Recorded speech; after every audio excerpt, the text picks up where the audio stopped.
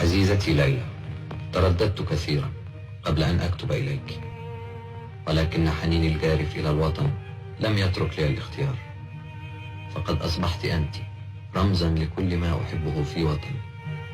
وعندما أفكر في مصر أفكر فيك، وعندما أحن إلى مصر أحن إليك. أكاد أراك تبتسمين، فأنت لا تصدقينني، أليس كذلك؟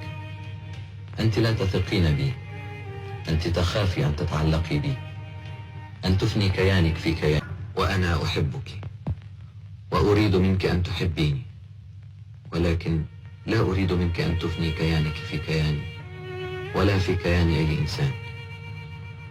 أريد لك كيانك الخاص المستقل، والثقة التي تنبعث من النفس لا من الآخرين، وإذ ذاك فقط تحققين السعادة.